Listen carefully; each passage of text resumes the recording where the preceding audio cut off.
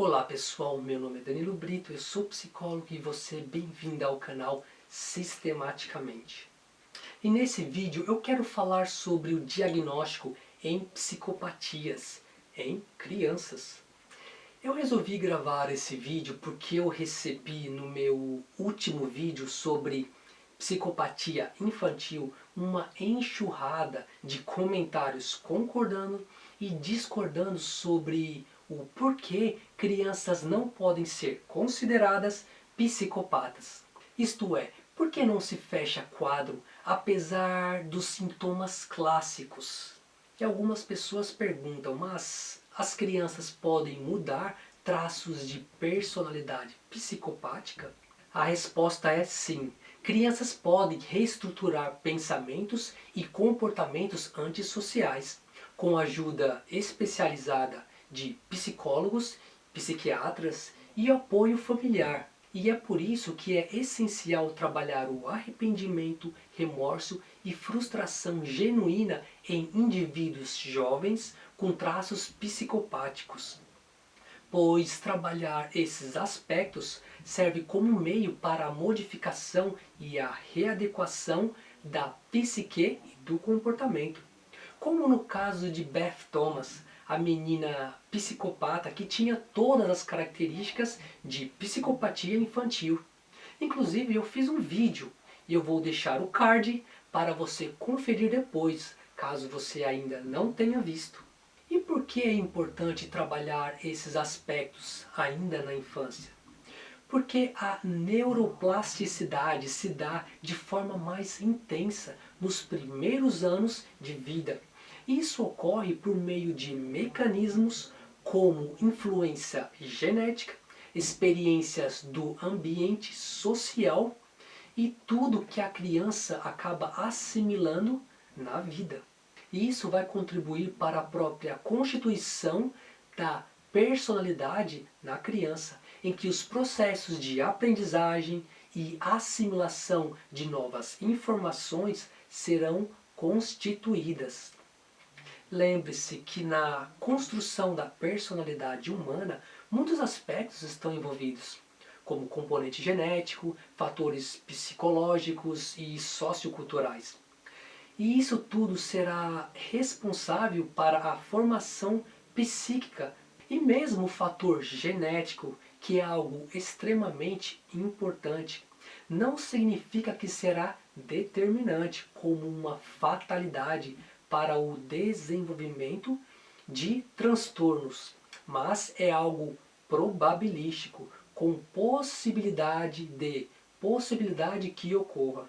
E por esse motivo que quadro diagnóstico em relação à psicopatia são fechados na fase adulta, quando o cérebro do indivíduo atinge o ápice de seu desenvolvimento, que é conhecido como poda sináptica, que é o processo de poda, corte natural de sinapses que foram produzidas em excesso, dando lugar a outras sinapses novas. E essa poda ocorre de forma mais acelerada na infância e na adolescência, com decréscimo gradual até a fase adulta, por volta dos 20 anos.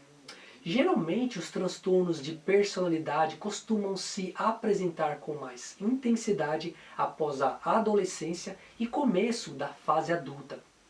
E quando surgem na infância, muitos desses casos desaparecem com o tempo, devido à reestruturação cerebral, amadurecimento cognitivo e às experiências da criança. Muitas pesquisas que são realizadas e são conclusivas e assertivas, está presente a avaliação por neuroimagem, através da ressonância magnética no cérebro desses pacientes adultos, já que em crianças esse cérebro ainda está em processo de formação e reestruturação, tendendo a mudanças significativas até a fase adulta. Principalmente na fase púbere, em que os hormônios sexuais da testosterona dos meninos e progesterona nas meninas se desenvolverão de forma intensa, causando mudanças abruptas no corpo e estrutura cerebral dos adolescentes. E é claro que essa explosão de hormônios pode corroborar para comportamentos atípicos, rebeldia, transgressão, impulsividade, dentre outros. Eu quero que você preste atenção no que eu vou dizer agora. Não fechar diagnóstico conclusivo de psicopatia infantil não significa negar a realidade que esse sujeito, isto é, essa criança, já apresenta traços psicopáticos ou que já esteja na delinquência. É óbvio que a criança precisará de acompanhamento de acordo com sua especificidade. Uma ajuda médica, psicológica, assistência social, medidas socioeducativas e principalmente o apoio familiar, para que esse comportamento destoante, errático, não evolua na fase adulta. É a partir dessa fase adulta que será fechado o diagnóstico conclusivo em psicopatia ou, tecnicamente falando, o transtorno de personalidade antissocial. Normalmente, crianças e adolescentes são diagnosticados na classificação dos transtornos disruptivos, no DSM-5, que envolve o controle de impulsos e de conduta. E em um vídeo sobre psicopatia infantil, que eu falo sobre não fechar diagnóstico de psicopatia na infância, muitas pessoas interpretaram como negar a existência de uma condutopatia ou casos mais extremos de perversão infantil. E não foi isso que eu expliquei lá. Geralmente os transtornos de personalidade costumam se apresentar com mais intensidade após a adolescência e começo da fase adulta. E quando surgem na infância, muitos casos desaparecem com o tempo, principalmente quando você investiga o que está por trás, o que corroborou para aquele comportamento destoante, aquela delinquência da criança.